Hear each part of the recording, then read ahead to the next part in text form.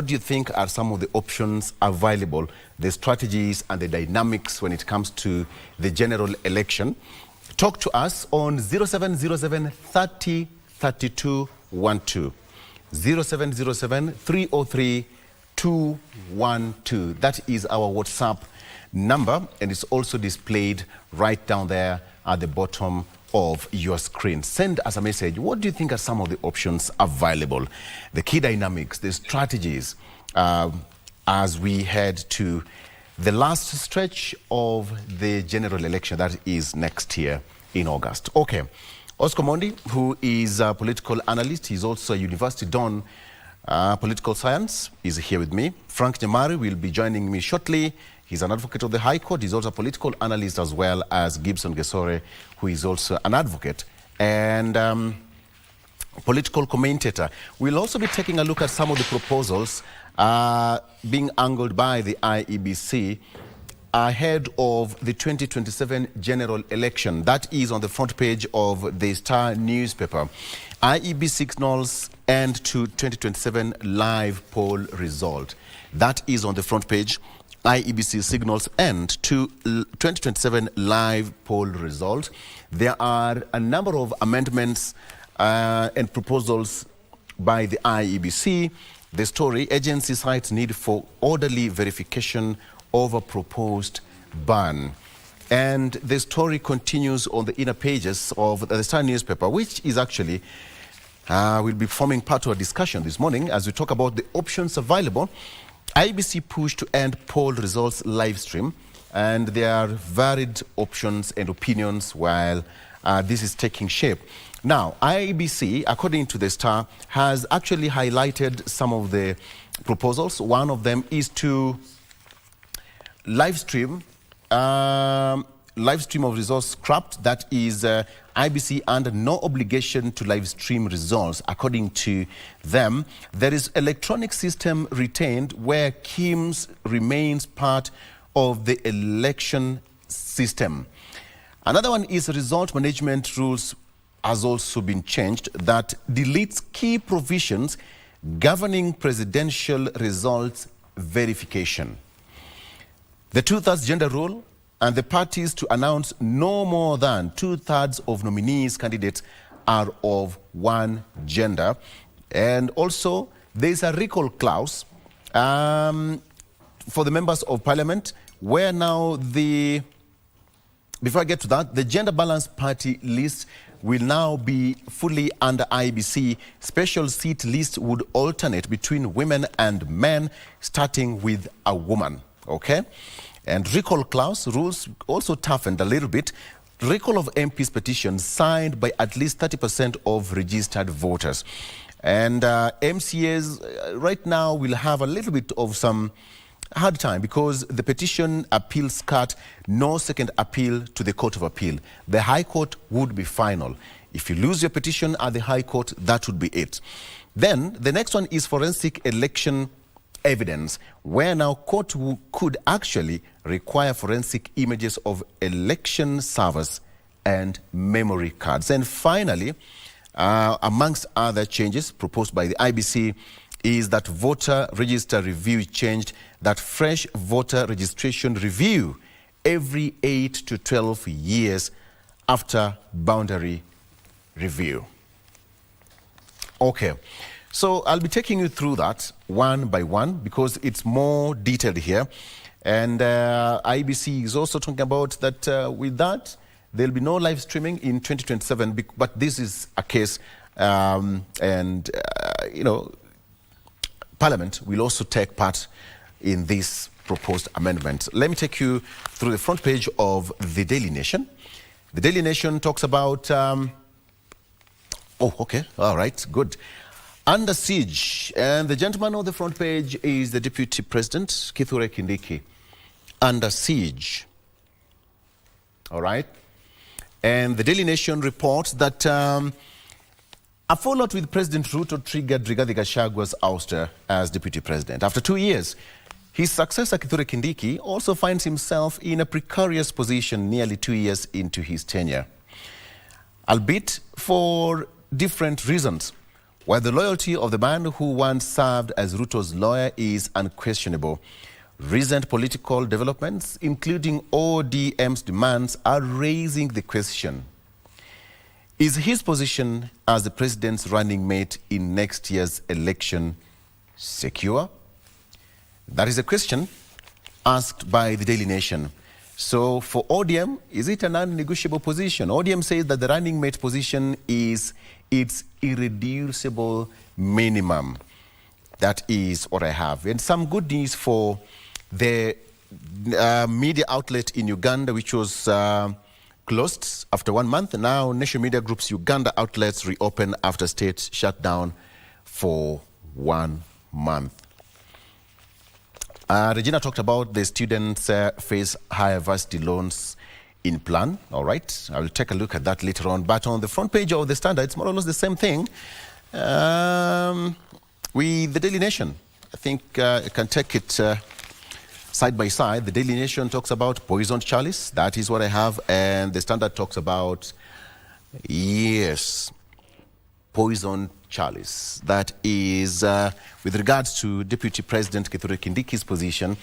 And the Standard reports that the office is only a heartbeat away from the house on the hill. Yet, it has become Kenya's most dangerous political seat as power slowly slips from Deputy President Kithure Kindiki's grasp, and speculation over his future gathers pace. Despite his repeated denials, the familiar script of isolation, humiliation, and possible political extinction appears to be unfolding once again. Oscar? History is replete with such kind of cases, from Jaramogi Oginga Odinga and Mwai Kibaki to Professor George Saitoti. William Ruto and Rigathi Gachagua, the country's second in command, has repeatedly discovered that proximity to power offers no guarantee to security. The harsh reality Kindiki may yet confront is that denial has never slowed or stopped the political downfall of deputies who failed to read the signs. Oscar Mondi, political analyst and also University Don, lecturer of political science. Good morning. Good morning, sir. How have you been? Great. Thank you. Front pages of the local dailies. Heavy matters to discuss in midweek. Yeah. Go ahead. Let's start with the front page of the Star that you have there. Of the Star. The Star talks about the proposals by the IEBC. Signal, the live streaming thing. Yes. I think this is right. I think this is okay. If you talk about live streaming, and I've always said it here, that according to Maina Kiai 2013 case of the High Court, which was taken all the way to Supreme Court, that case made it sure that elections should end at polling stations. So what the IEBC is saying, that the documents that we will have, the primary documents that we have at the polling stations, are the documents that will be used. There are even proposals, people have even proposed, and I think I've also said about it, that we don't need the Boma Sterling Center. If elections end at the polling station, because the problem normally is at the Boma Center, comes from the live streaming and the interference of the election results, is because of, like, for example, you remember in the olden days, we used to have this carrying of ballots and carrying of results from point A to point B. This was repealed by the Maina Kiai case in 2013. Yes. So live streaming is just digitally carrying the results again. That's what they're saying. That live streaming is digitally carrying the results. Right?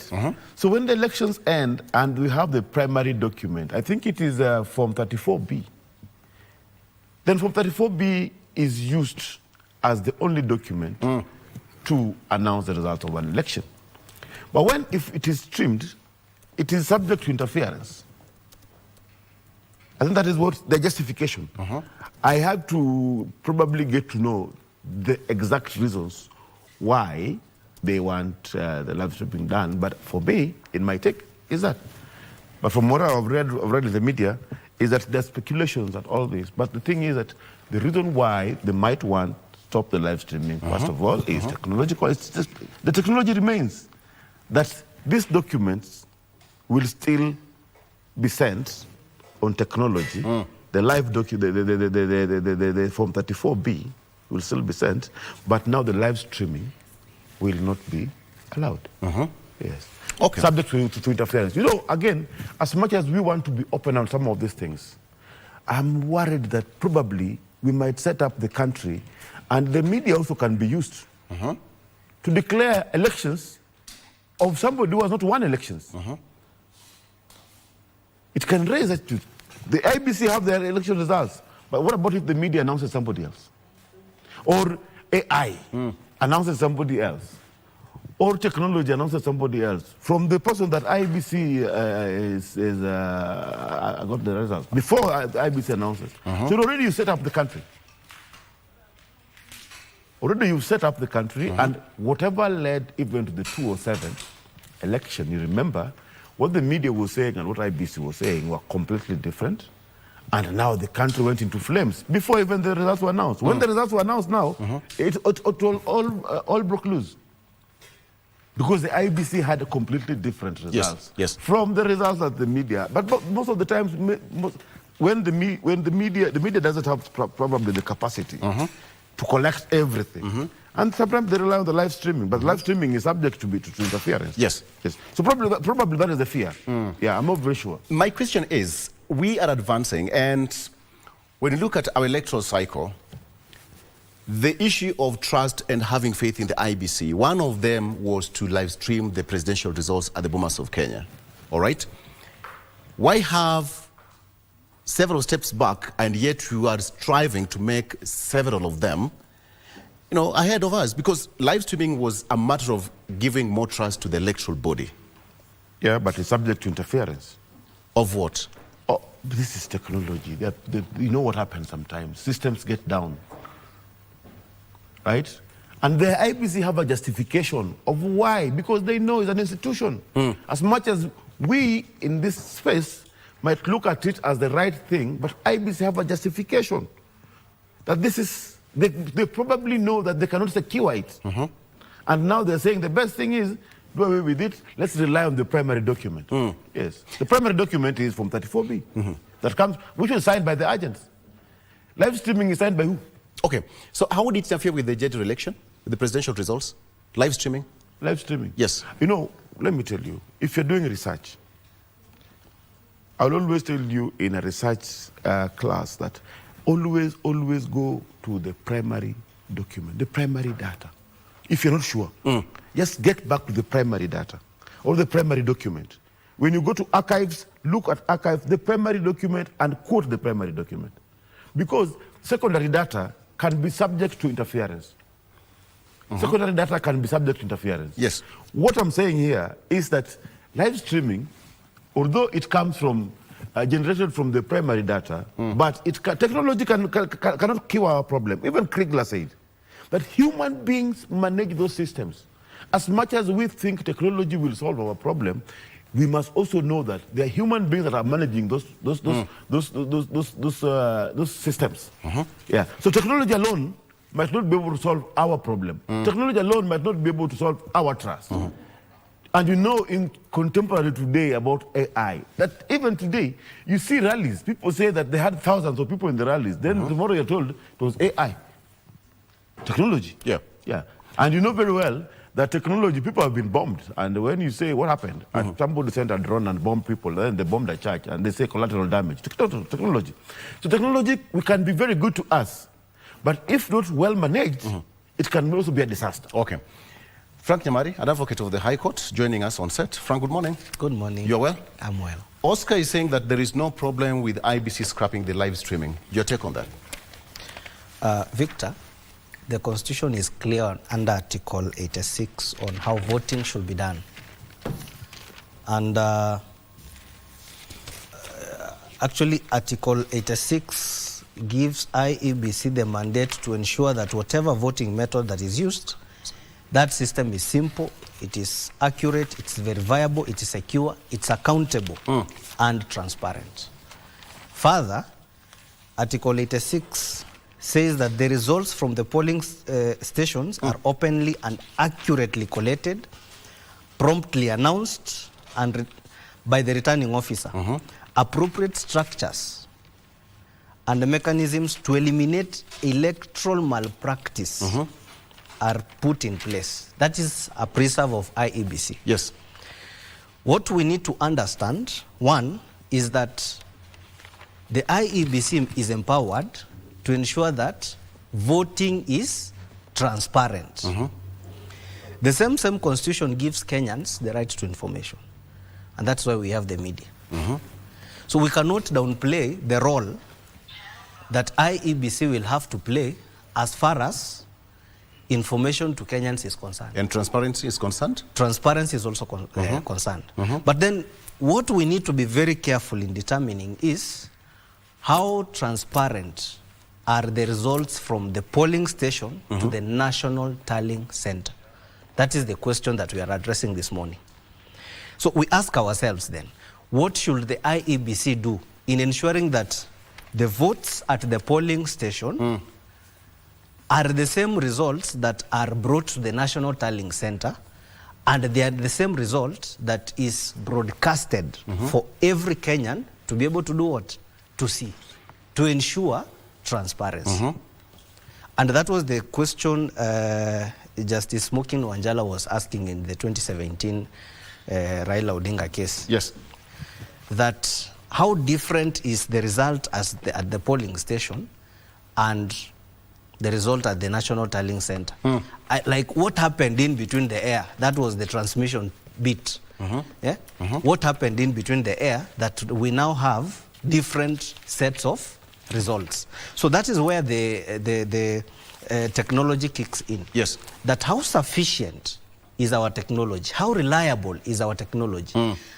How sufficient can we trust our media houses to give us an honest, accurate information that Kenyans can actually rely on? Yes. The media is not trying to take away the responsibilities of IEBC.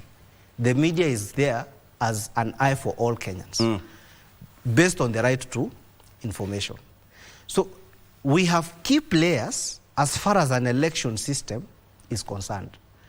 The key player is IEBC, the security agencies, the media. So the question is, how do these three people come into place to ensure that whatever we are finding is actually reliable to the common mwananchi for him to be able to make a decision? Good question. You raised two important points. One, there is that aspect of transparency. Yes. Under the law, and right to information, which is in the Constitution. Yes. But IEBC is also saying that they are not propelled or compelled actually to live stream. So there's a conflict. So, okay, now give us. Now which overrides? Now give us what will ensure that that result is transparent. And that's what I was saying. Give us that which says that whatever system that you're going to use is going to be transparent. Because Kenyans have a right to see, to get information, to know what is happening. Yes. So the question is, how reliable, how sufficient is whichever method that IEBC is going to put in place? How is it going to be reliable to help the common person as far as this constitution is concerned? I'll give you an example, Victor. Sorry for it, very bad. I'll give you an example, Victor. When we had the 2013, was it 2013 or 2017? 2017 elections. I think I remember Otiende Amolo giving a submission in Supreme Court and trying to explain that there was an algorithm that interfered with the live streaming thing. That it remained at 54%. The difference was always 54. It was a constant. A constant algorithm that was manipulating this data because of the live streaming. And in the 2022 election, we had Camargo. We had Camargo inside the live streaming. And in 2022, is it when was it? I think Isaac Hassan, in 2013, we had a situation where an algorithm put more spoiled votes than the vote cast. You remember those questions? Yes. Yes, there were too many spoiled votes that stopped this thing. And even you remember in America when Trump says, stop the count. Because of what? Because there's an algorithm. So IEBC saying we can't deal with it. And that's what they're saying. Let's go to the primary data. This primary data is Form 34B. So the question, what my colleague is talking about here, how do we make sure that Form 34B from the polling station gets to the National Tallying Center? Yes, and but that live streaming, who does it? The question is, live streaming, who does it? Yeah, and that's the question is, so what are the options? Because that's another thing. Wakili is also saying, give us an option. Yes. You know, they're saying here, if you read whatever they're proposing, that we are not abandoning technology. We are only doing away with live streaming, which I've given you examples in 3 consecutive elections, what has happened to the live streaming.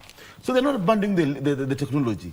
The Form 34B will still be transmitted to the National Tallying Center, probably through, you know,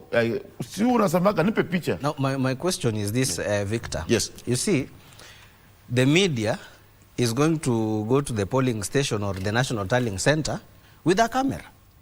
They are not going to interfere with the counting. They are not going to interfere with whatever results that is at the National Tallying Center. They are only going to mulika. So what IEBC is saying is wrong, based on the right to information to Kenyans. Because every Kenyan is not at the National Tallying Center. Every Kenyan is entitled to check and see what is happening at the National Tallying Center. But they're saying you can download this document.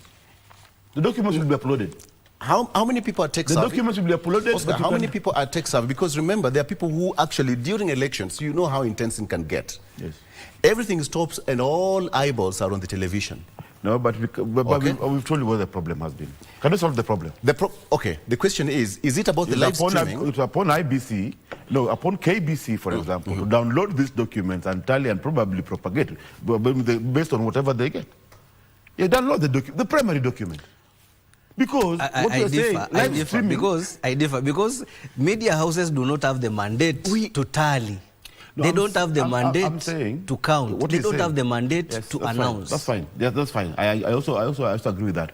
But now you are asking, where will people get information?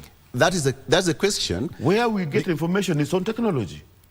But the primary data, if you have an MCA in the village who was running in that election, you can always tell him if you want, because that primary data is already uploaded. Okay, this is what happens. But the work of the media is not to tally. No, I'm not saying the media. Oscar. Even you who is running. My question even you who is running, you can always download those things and know that actually the primary data says this. Oscar. Because you're saying, Smoking Wanjala was asking, what was the difference between the tally, the document at the polling station and the polling, the document at the tallying center. All of us can know when this document are uploaded. Okay.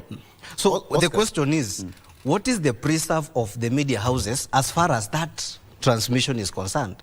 It is not the media houses to go and transmit. What I'm saying, the live streamed results are not even verified results. What do you mean? Listen. Let's take an example. And you cannot, they're provisional results. Just a minute. Let's take an example. Yes. We are all here. Yeah. People are watching us from the other side of the world. Yes. Okay? Yes. Whatever is happening between here and the camera is beyond us. Yes, that's true. Okay? True. The technology and the internet.